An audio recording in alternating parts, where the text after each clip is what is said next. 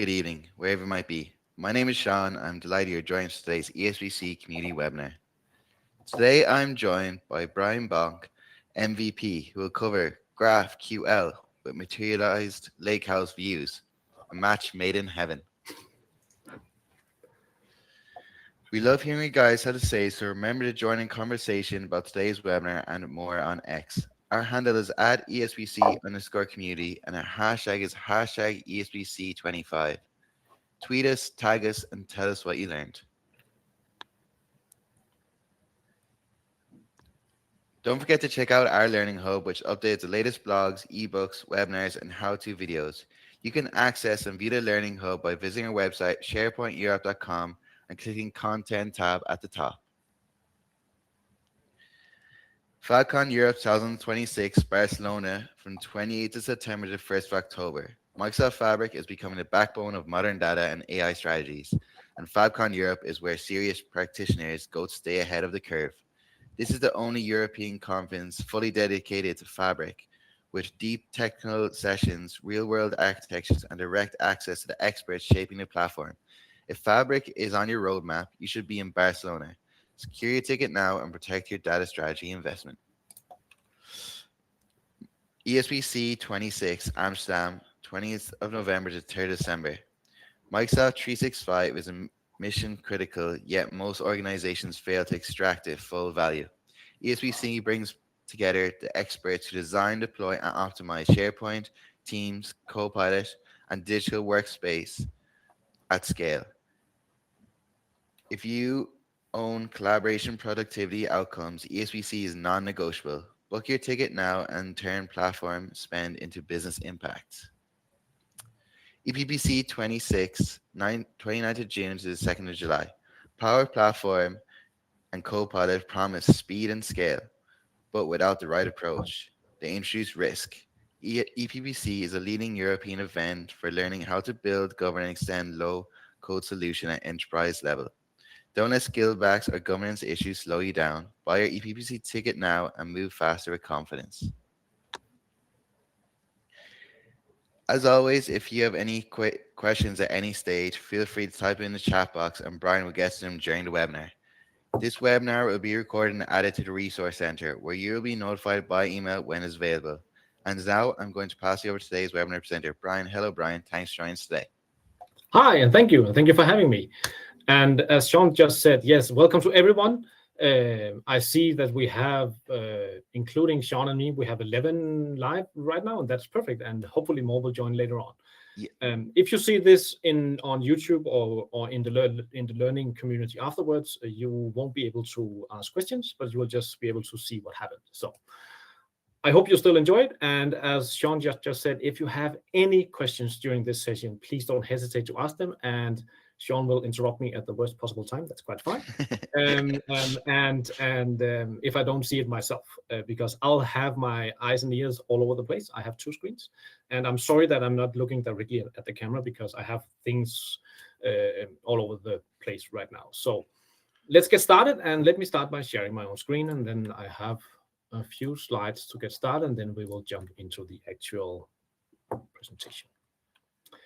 There you go. GraphQL with materialized Lakehouse views. Yes. Is this a match made in heaven? This could also be a question because what you will see today is me demoing the build of a GraphQL API directly in Microsoft Fabric with the materialized Lakehouse views underneath it, and also show you, if you don't have any data in Fabric right now, show you how you could easily get data into a Lakehouse with a few clicks with a mouse. I see the first message in the chat. Just say hi, Brian. So hi, Johannes, and glad to see you. And hopefully, if you want to say where you are in the world, then we all can get quite acquainted. I'm sitting right now in Denmark on the 8th floor in a tall building.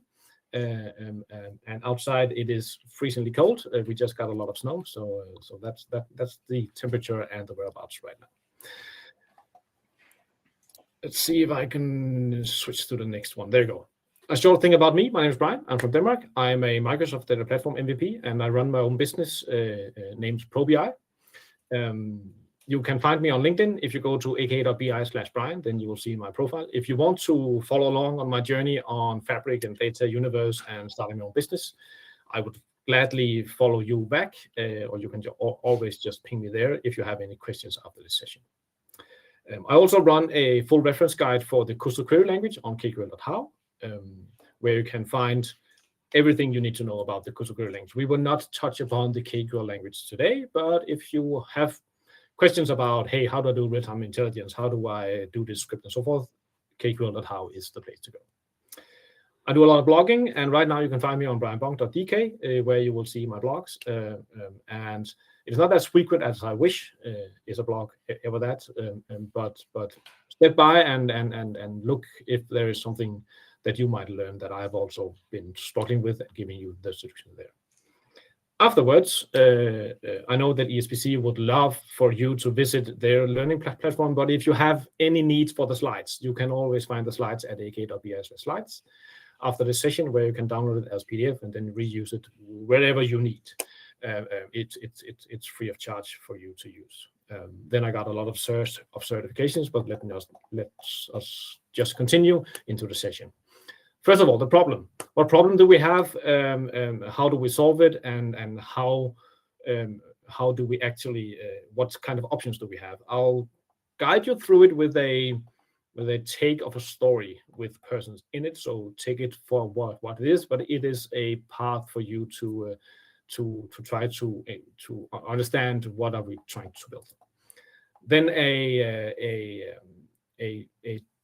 an example of how this solution could be. This is not this solution only works approach, but this is a solution. You might have other solutions based on your business needs and requirements.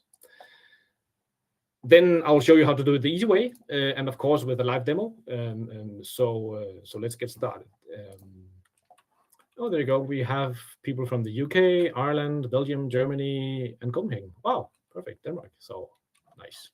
Nice to see you all. And let's get started with the slides, the real slides. So here we have a problem. Kevin here, he has built the world's best Fabric platform. All things data lies now in Fabric, and Fabric is the organization's center of the universe around reporting, insights, data, AI, and so on and so forth. But then you all know Jonathan. Jonathan comes along. He has built this application which now needs this data. So how do we read this data from Fabric to the application without doing all kinds of ninja tricks to get this working? Perhaps you've seen this situation in your organization where you are the data engineer, and then someone else comes along and say, hey, the data you have is of high value to me. Can you expose that to me in a nice way? So how can I actually read that data? It is a bit annoying for Kevin, so he sits back and say, hey, do you really want that data? Yes, I want. Jonathan is quite heavy on his question, so Kevin needs to find a solution. The first thing Kevin brings to mind is, hey, what if you get directly access to the SQL Analytics endpoint in Fabric, and then you can read it with a SQL query?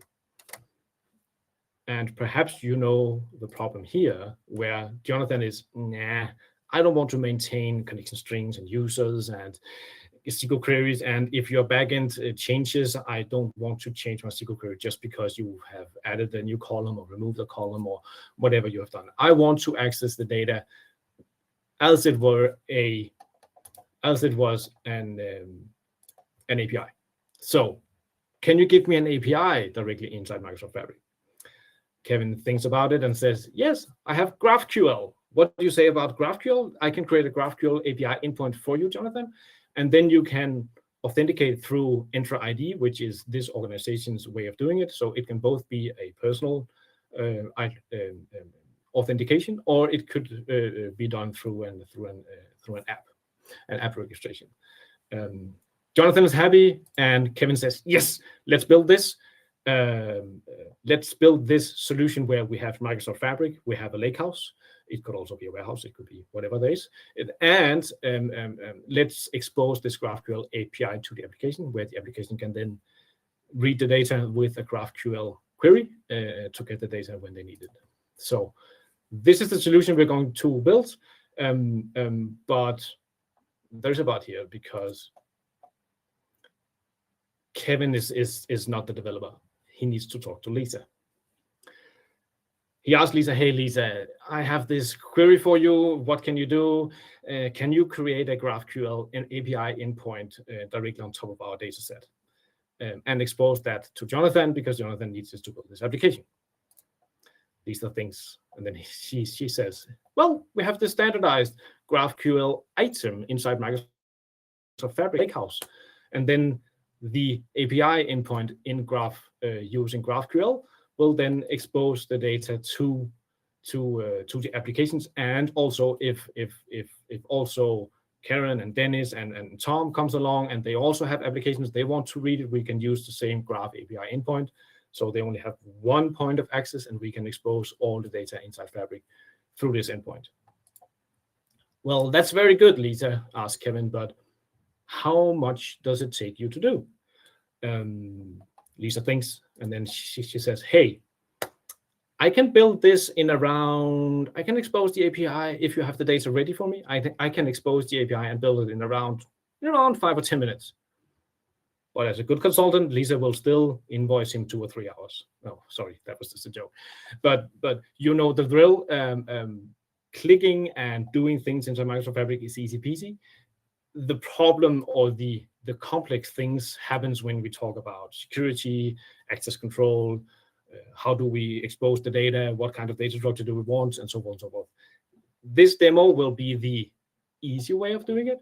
And after this demo, you will know how to do it. And you will also know what to do, but you will not know how to implement this in your organization. So you have to read the documentation or ping me for insights. It costs you $0 to ping me on LinkedIn, and I will happily help you with whatever problem you have. Just let me know. So with this introduction and this story, let's hop into the demo time. And I have a Fabric tenant up and running. I have a Fabric capacity. It's an F64 because I use that for all my demos, so I don't have any throttling or boosting or something. And it is live coding, so hopefully no demo ghosts. So bear with me as I share my screen.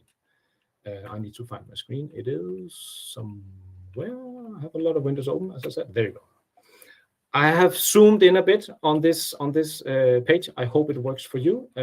If it is too tiny for you to read, please let me know in the chat and I can zoom a tiny bit more. Yeah, it looks good for me, and yes. Yeah.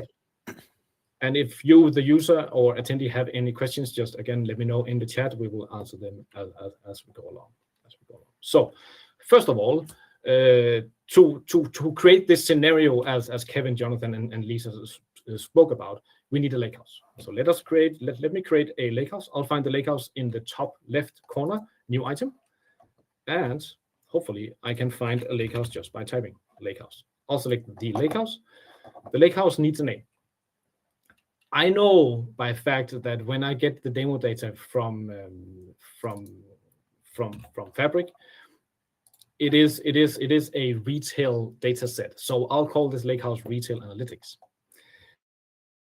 Crucial thing to know in order to work with Materialized View is that you need to enable the Lakehouse schemas.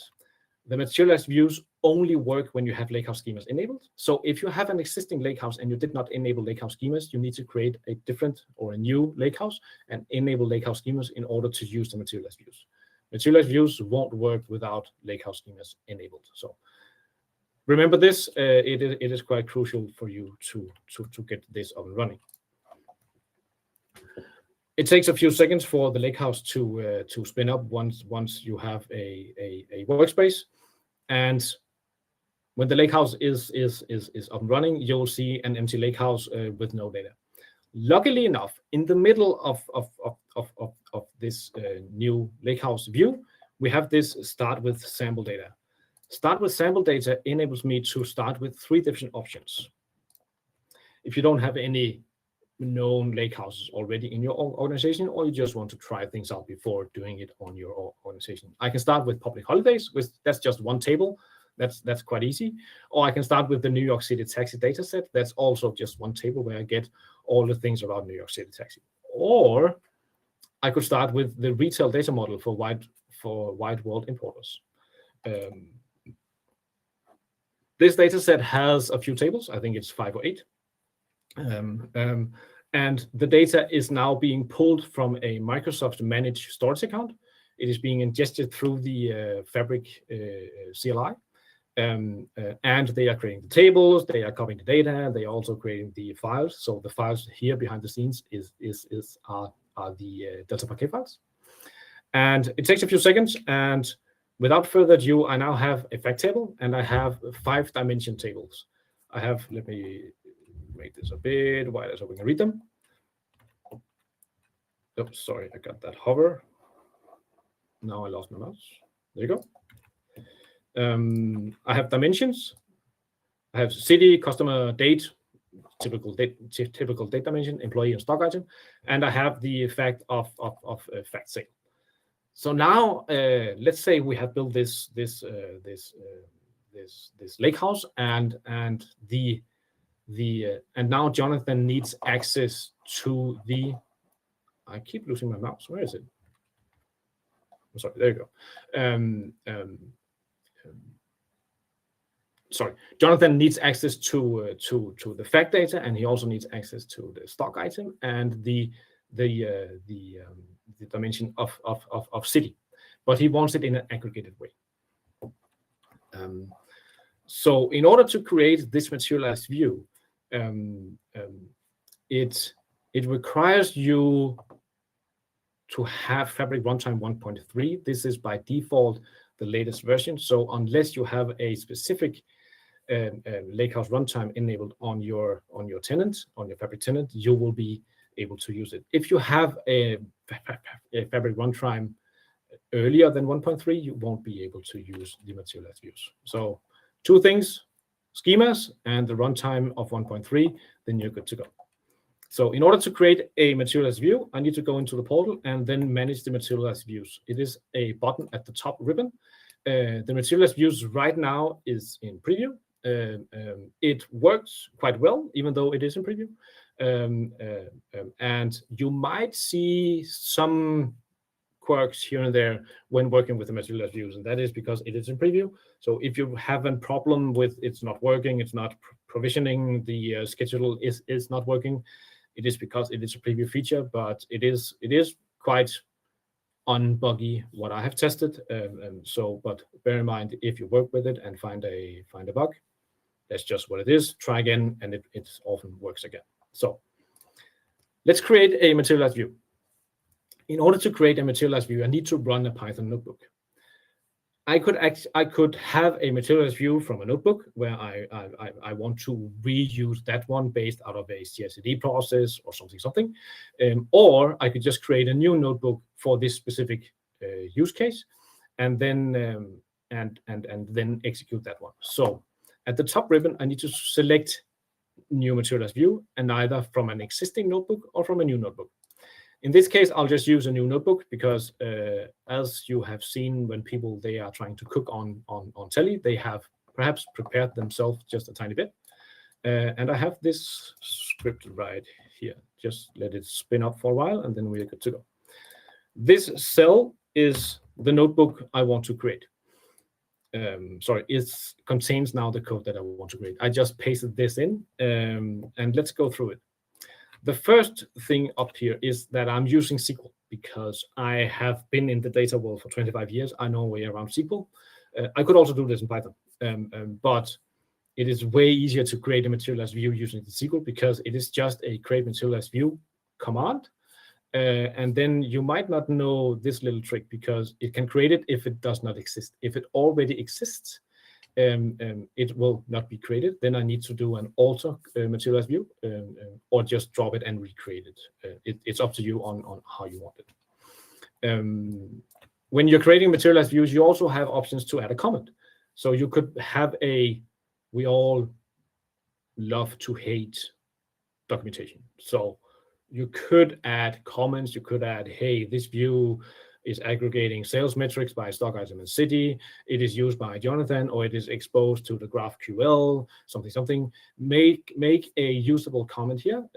So when your end users or your developers or someone else sees your code, they see, oh, this view is used for GraphQL. It is a materialized view. It is used to expose the aggregated sales metrics to an application. Make use of what you have instead of writing another markdown file for all your views. And then the rest is just straight out of the box standard SQL, where we have select statements, we have tables, we have inner joins, and we also have a group by, because we have these aggregations of count, sum, and average in our materialized view. Now it's only left to run the materialized Lakehouse views. The funny thing here is, and I still can't get my head fully around it, because if you look at the fact tables and the dimension table and you execute this query yourself, it takes around, I don't know, 5 to 10 seconds to expose the data to you from a SQL Analytics endpoint. When you run it as a materialized view, I know behind the scenes that Microsoft needs to read the data, aggregate, and then store it as another Parquet file, because it is materialized. The data is saved on disk, so it is always updated. It is persisted on disk. So when I read the output from the materialized view, it is actually reading the Delta Parquet files behind the scenes in one lake. I know this takes, I don't know, 5 or 7 seconds to do that process. But as you see here, then the process has run for almost a minute, and we still haven't gotten this now works. Typically, when I'm doing this demo, it takes around 2 minutes. And this is because behind the scenes, Microsoft is reading the Delta Parquet files. It is in memory trying to aggregate it before it writes it back to disk. And if we unfold the Spark jobs, you will see here that, if I can find it, there you go. Let me zoom in just a tiny bit here. Look, it handles all of these rows in memory. So the reason for this taking a bit long is that it is reading all the data into memory, and then based on the memory data, it then does the join, and then it creates the resource set, and then afterwards, only afterwards, then it will store the data to disk. When you run this query in your UI and just gets the resource set in your UI and it is not saved to disk, that process is way faster, because it just reads the data, aggregates it, and then exposes it to you. When it needs to save it, it also needs to create the Delta Parquet files behind the scenes. So let's see, is it done? Yes, now it's done. Everything is green. We have a materialized Lakehouse view. So if I now go back to my retail analytics, sorry, I need to go back to my materialized to my Lakehouse. I can't immediately find the materialized Lakehouse views, because where is it? Shouldn't it be here? Yes, it should be there, but it is not calling to refresh the UI. So now we have it. And if this, normally this has a different icon. It has a lightning icon. So let's see if I can get this to work. I can't, but this is now the materialized Lakehouse views, sales by stock item and city. And also notice that the uppercase letters are automatically translated into lowercase letters, because the Lakehouse only accepts lowercase namings in your objects. So this is now a physical Delta Parquet file on one. Oh, there you go. Now the icon changed. You can see it there. The icon here is a tiny lightning compared to a normal icon of a Delta Parquet file, where we just get the Delta icon. The lightning tells me, hey, this is a materialized Lakehouse view, and it might be updated based on your configuration. The configuration, let me go back to the, where is it? Existing notebook, it should be here somewhere. Notebook 1, this one, open. Oh, I need to go back. Sorry. Hang tight. Hang tight. Lakehouse. Lakehouse views. Let me just create a new one, just for the fun of it. I forgot to tell you something, or show you something. Come on. There you go. paste. It is gone. For some reason, it is gone. I don't know why. The UI has changed. I'm sorry. I will reload my browser, and then we will have it. I'm sorry for this. The demo just shows up from time to time. Let's see what it looks like now. We don't need that one. We don't need that one, but we need this one. Oops. That one. Hopefully it works.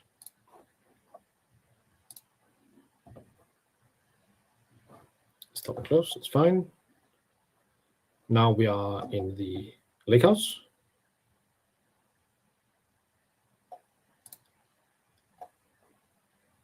Maintenance. When you have a materialized Lakehouse views, you can, as you can with any other table, you can set Fabric to auto-optimize the Delta Packet files behind the scenes.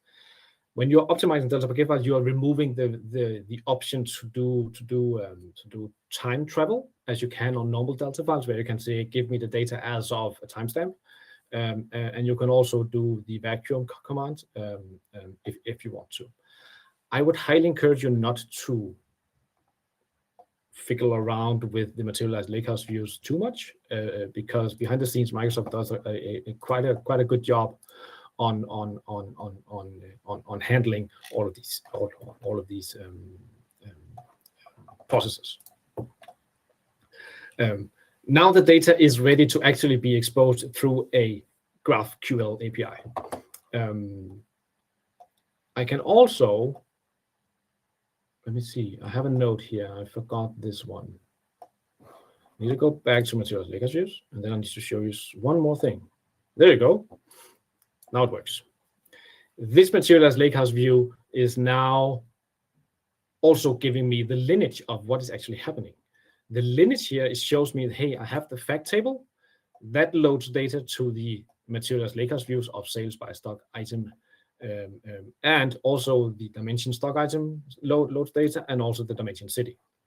You can click if you have a if you have a more complex Materialized Lakehouse views, you will see a more complex lineage here. But all of these three tables now load data to the Materialized Lakehouse views. But is it updated automatically? No. Materialized Lakehouse views needs a schedule in order to update it. So at the top, I can schedule the update automatic refresh. By default, it's set to off because Microsoft does not want to just, hey, we will extract these kind of capacity units from your capacity because you have now have a Materialized Lakehouse view. You need to maintain the process manually. So I can schedule the refresh. I can repeat it on a normal schedule. You know this already, and I can add as many times as I want. I've tried to click this until I didn't want to do it anymore, and I haven't found any limits yet. If you know any limits, please let me know in the chat, and we can share it with other people in this session. I can set a start time and end time and select the time zone, and then you're good to go. The Materialized Lakehouse views is updating based on your schedule. How often would you like to update this? That depends on your business needs, right? Does people need a almost live version of your data after the data has been refreshed? You could actually call the API behind the Materialized Lakehouse views to refresh the data in your pipeline. Or you could set this schedule. You could set this schedule to just run it every hour, every 5 minutes, every 2 days, 2 times a week. Sorry, 2 times a day. It's up to you to decide that. There's also an optimal refresh option. Let me zoom in. No, it doesn't want to show that one. I hope you can read it. The optimal refresh, this is where Microsoft Fabric behind the scenes tries to automatically determine, is there an option here where I can do some delta loading or some loading based on incremental or on full load or on no refresh. So behind the scenes, if you have a date time in your Materialized Lakehouse views, typically Microsoft tries to do a delta loading based on that. It could do it could be a metadata on every row in both your fact and dimensions on, hey, this row insert the fact and dimension at this point in time. Then Microsoft behind the scene tries to do an optimal refresh to only read the newest data based on your scheduled refresh. I would highly encourage you to do so because then you are minimizing the capacity unit consumption on your capacity and not just doing a full load every time. Sometimes you have scenarios where you need to do a full load. That's quite fine. So one, you can schedule it, or you can just run it manually. This is the same as calling the API. Just run it, and then you're good to go. This dropdown only does one thing: view lineage. I have a thought here, and this is only me personal. I have a thought that we will see more options in the dropdown. It could be view definition. It could be view users or usage or view capacity consumption, something like that. I hope that this dropdown will have more features in the future. We have Materialized Lakehouse views in preview right now, so hopefully before GA we will see more options in this dropdown. Or else there's not much thing to do about this Materialized Lakehouse views other than going back to the Lakehouse and actually begin to build this GraphQL approach. So in my workspace, I now have the two notebooks I created, and I don't need this one. But this notebook 1 now contains the definition of the Materialized Lakehouse view, and the Lakehouse contains both the demo data and the Materialized Lakehouse views for easy access from a GraphQL. The GraphQL option in Fabric is actually just an item. You can find it here if you search for it, Graph API for GraphQL. Need to give it a name. Not GraphQL 1, but Retail Data API. This is just my approach, Retail Data API, because it is an API on top of the retail data. You might use your internal naming conventions, but for this demo, I'll just call it Retail Data API.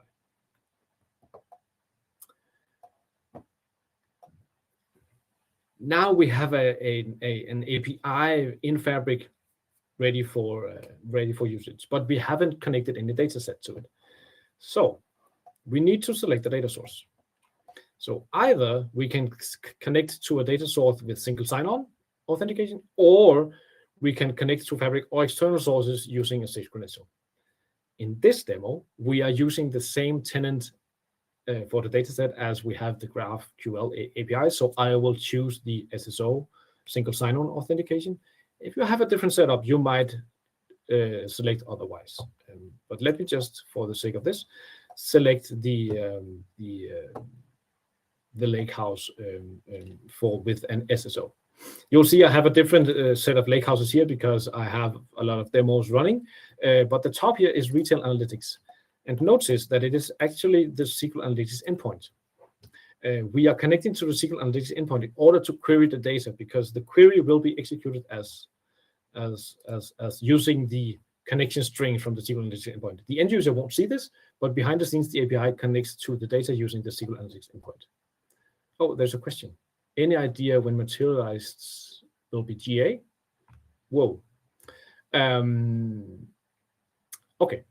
There's two questions. Any plans on GA? And do you know if Materialized views will be supported as an object in Fabric Warehouse? Ooh, good question. But let me take the first one first. I don't know when Materialized views will be GA, but let me tell you this. This is perhaps just my own logic, but Microsoft typically announces GA of items at big conferences around the world. We have an upcoming Fabric conference in Atlanta in March, I guess. And then we have a Fabric conference in Barcelona later this year. So I would hope, I don't know, I would hope it goes GA in March, unless I would expect it to go GA in Barcelona, or perhaps next year in the next Fabric conference. But I don't know. No one knows unless they are hired by Microsoft. So this is my best guess, but actually I don't know. The second option is, do you know when Materialized views will be supported as an object in Fabric Warehouse? I actually don't know, but there is a workaround. You could, and I know this is hacky, you could create a store procedure and then load that to a table. That's almost the same thing, and then execute that store procedure to load and update your table, and then Bob's your uncle, you have a view which is materialized based on the definition. So this is the best approach we have right now. I don't know, I haven't seen anything about materialized Lakehouse views, sorry, materialized views and in a Fabric warehouse. I haven't seen that on the roadmap yet. But if you don't see it, you could put it in at, I think it's Fabric, Microsoft.com/fabric/ideas, and then type it in as a Fabric idea, and then the product team will look at it. And even though you might think, hey, even though I'm posting an idea, no one will see it. Yes, Microsoft is actively looking at all the ideas that you submit, and then they prioritize it according to their own roadmap. So if you want a functionality inside Fabric, put it at the Fabric Ideas website, and then the product team will look at it definitely. So that's the best answer I have for you. But thank you for the question, Benedict. And if other people have questions, let me know, and I'll happily answer them in the chat afterwards. But back to connecting to the GraphQL to a data source. The Retail Analytics Lakehouse, it is in the location Materialized Views with GraphQL. That's the workspace name I know, and I'm the owner. So let's connect to this Materialized Lakehouse view. Sorry, this Lakehouse. Out of the box, I can connect to all the objects. I can't make this broader. I can connect to all the objects in this Lakehouse. I want to connect to the sales by stock item and city view I just created. But notice that the icons here are not distinguishable between a Materialized Lakehouse views and just a table. So you need to know your whereabouts on, I need to connect to this specific object or these specific objects. And then if you select more than one, then the GraphQL can be expanded to do joins and other crazy stuff. But for the sake of this, of the simplicity, let us just select this one table. The preview doesn't show you all the all the rows, but it shows you a subset of the data set that we can play with. After a few seconds of waiting time, we actually have a GraphQL API endpoint I'm running. The only thing I needed to do was to point it at a data source. And then behind the scenes, Fabric creates all the connections, all the GraphQL things that it needs to do. And as a developer, I'm only configuring my item inside Microsoft Fabric. I don't have to do anything else. Now you can see that the Retail Analytics has this object attached to the GraphQL, and I have these columns that I can begin to work with. I can predefine some queries if I want to. Or I can do some mutations. A mutation is if I have this query translated into this one and execute this query instead. This is advanced stuff, so I won't dive into that today. But what I will dive into is that, hey, I can now copy the endpoint. This link, let me copy this one out and just start a new notepad. There, and then I can paste it.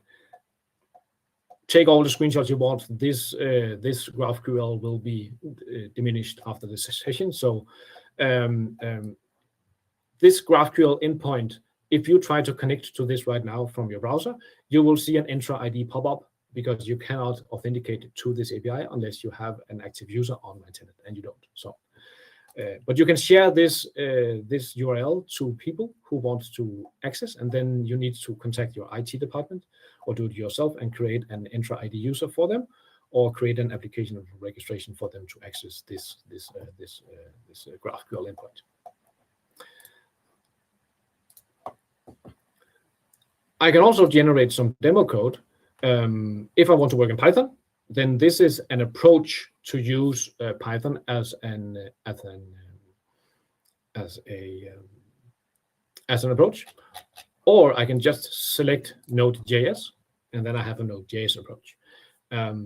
This gives me quite a fast track to develop connections to the GraphQL. But you will see the similarity is that the query, this one, the query is the same, no matter what approach or code base I'm using. But also notice that the demo code only gives you the first 10 rows. So you need to do your queries yourself, either build it hard-coded into the application or build it dynamically based on the end user's needs. I have created a a short query here. Let me see if I can make a little bit more space. There you go. This query has a name, top product by design. By region. It takes the syntax here. First of all, it takes the item, so the object, sales by stock item and cities. Then I have the option to do some filtering. Here I'm filtering on country and I'm filtering on total revenue. Country needs to be equal to United States and total revenue greater than 50,000. I could change this accordingly if I want to. Then I can do some order by. Oh, sorry, not very straight. There you go. Then I can do some order by. So I'm ordering by a column and I'm only taking the first 10 records. If you are in a production, typically you won't only take 10. You would take the entire data set, but for the sake of this demo, I'm only taking 10. And then the rest is just a list of items you want to collect. An item here is actually columns. So I want to take the stock item, the brand, the color, the city, and notice here there are no commas. There are no commas in this definition of GraphQL. That's just the way it is. I had my own problems getting my head around, hey, I don't need any commas to do a GraphQL. That's just a given fact, and that's just the definition you need to work your way around to learn. I can execute this, and within a few seconds, I actually have the data as a JSON object. This is the same output as your end user or application will get when they use this GraphQL API. I can say, give me only 5.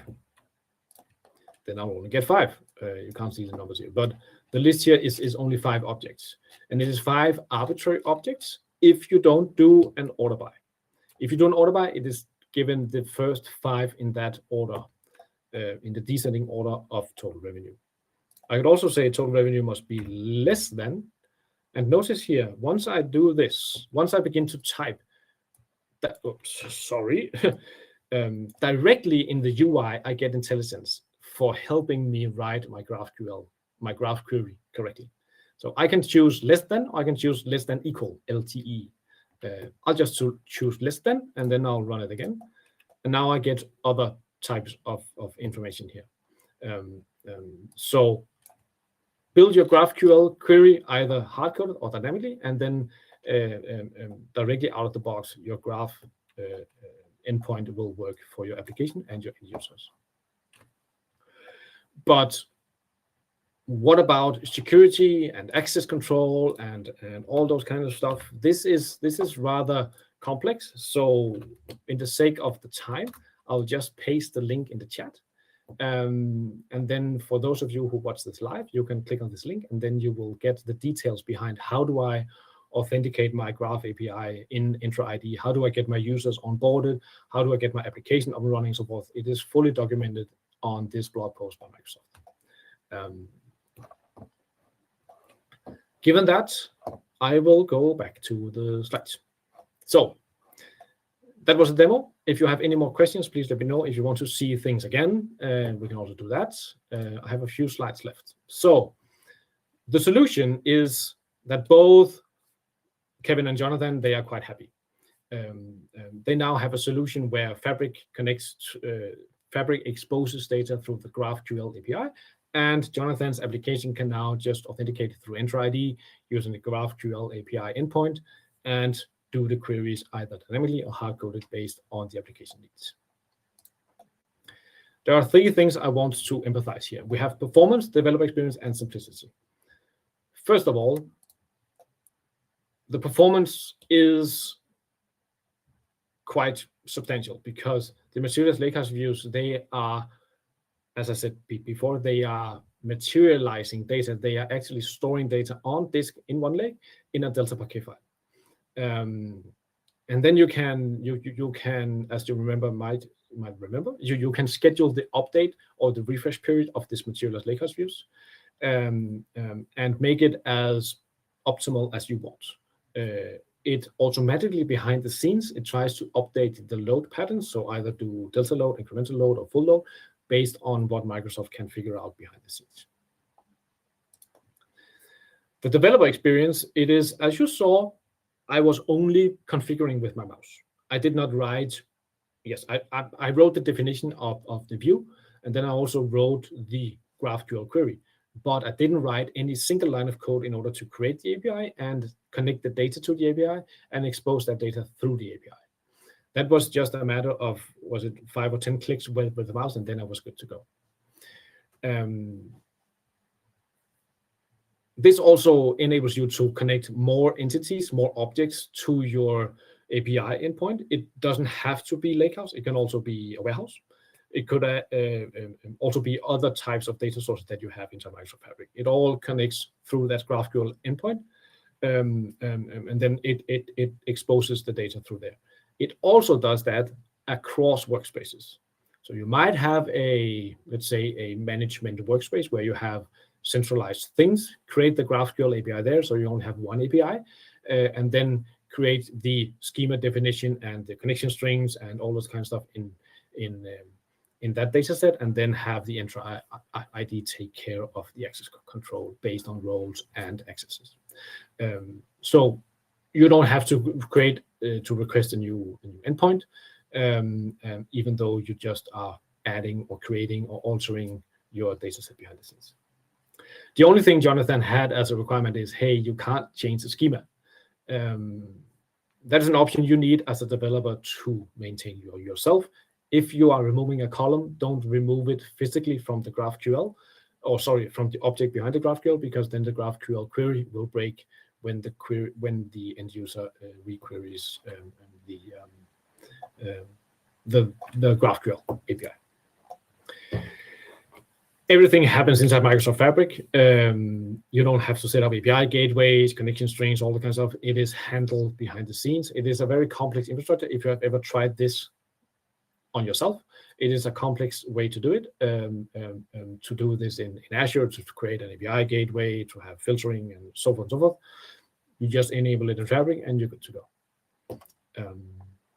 Do we have any questions in the chat? No, we don't. Because I am speaking way too fast. I am almost done. Let's see. Do I have anything else? Yes, I have this one. If you want to try this yourself, you can see in the chat right now, I'm just sharing you the documentation from Microsoft on Microsoft Learn on how you can get started. It more or less runs you through the elements I've shown you today on video. But if you want to do it yourself, follow this guide, and more or less it will not show you everything I showed you, but it will get you there. And with that said, let me switch to my last slide and say thank you for your attendance. Thank you for having me. And also, if you want the slides afterwards, go to aka.ws/slides. They will be available in an hour or two offline. And if you want to follow along on LinkedIn, aka.ws/Brian, you will find my profile right there. We have a question from Prit, I see. What are the places? Blah, blah, blah, blah. I think the question is, what about capacity unit consumption? The question about capacity unit consumption, the very annoying answer is it depends. But let me give you some tangible evidence here. It depends on the size of data you have. Do you need to aggregate billions of rows into, I don't know, hundreds of millions of rows? Then that costs you something of the one leg read and the one leg write. It also costs you something on the notebook handling the aggregation of the data. So it spins up a PySpark node cluster behind the scenes to update it. And it reads the data from one leg and it writes the data to one leg. So you can actually calculate the capacity unit consumption based on your data volume and how fast your PySpark cluster starts and stops. With that said, when a Materialized Lakehouse view is just sitting there, it doesn't cost you anything other than the read out of one lake through the Graph API. The Graph API costs you a tiny bit.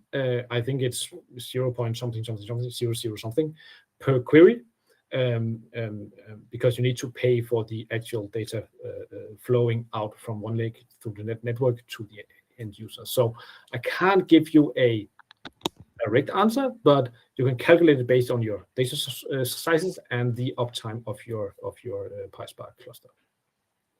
Benedict, I've been playing around with this a bit, just directly on top of views, not Materialized, okay, and exposing the API via Microsoft API management. it seems to be a good integration between Fabric Graph and API. Yes.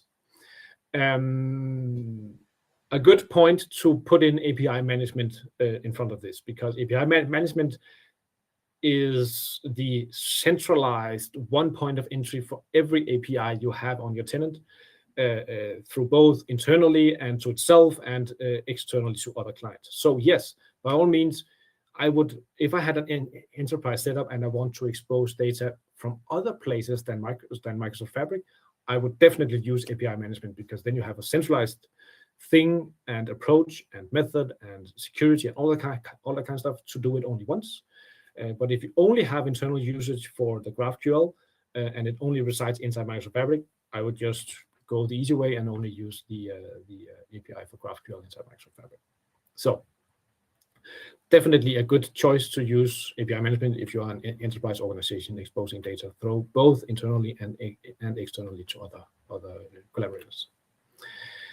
Michael, I'm sorry if I'm not pronouncing this correctly. I use the data API builder to set up my GraphQL for Azure databases. Do you know the same options here as we have with this? I don't know. I haven't built a data API builder. I think are you referring to the small data API builder exposed by the Microsoft CAT team? If you are, then I played around with it a tiny bit, but I quickly stepped towards the GraphQL because this is way more easier to configure. Yes, exactly. Data API builder, exactly. I quickly moved over to Fabric because this is in Azure, and I'm a Fabric kind of guy. But if you have success with the data API builder, by all means, don't fix it if it ain't broken. So just go ahead and use that. Then I have one from Johannes. If you have any thoughts about convergence of Lakehouse and Warehouse? This is a big question, and we only have a few minutes left, so I'll answer this quickly. Lakehouse is the differences between Lakehouse and Warehouse. It more or less behind the scenes, it is still storing data in Delta Parquet files in one lake. It is almost the same engine behind the scenes. Whereas in the Warehouse, you have a T-SQL approach engine, whereas the Lakehouse is the Warehouse is T-SQL approach and Lakehouse is more PySpark approach. Even though I can use select statements on my Lakehouse, the Warehouse also enables update statements and store procedures on the data you're using the Warehouse. So my choice is always, it depends on the capabilities inside your data team. Are they PySpark or are they T-SQL? If they are T-SQL, go Warehouse. Are they more PySpark? Go Lakehouse. Because behind the scenes, you get the same experience. Even though I might be kicked out of the community by saying this, but just choose what fits your organization, because behind the scenes or in the long run, you will get the same results. And the cost is, I think it's a fraction between Lakehouse and Warehouse. I don't think you will even see a difference in the cost there. So it all depends on what capabilities do you have in your team, PySpark, T-SQL, or if you are if you have a combination, then why not use Lakehouse as your bronze and silver, and then use the Warehouse when it's structured as your gold. That could also be an option. Not that I say that it's the best practice, it's just you have options. This is also the gold medallion thing of Fabric. You have all these kinds of crazy options to build your own solution. You don't have to use all of them. It depends on your usage and what you need. So I think if you don't have any more questions. Perfect. Yeah. So on behalf of the ESPC community, we'd like to extend a big thank you to you again, Brian, for taking time out to carry this webinar. Really appreciate it. Sure. So that's the end of today's webinar. You can find this webinar and more at sharepointeurope.com/research center. Thanks again for all of you for joining us today, and I hope you join us again soon. Take care. Yeah, thank you. Bye.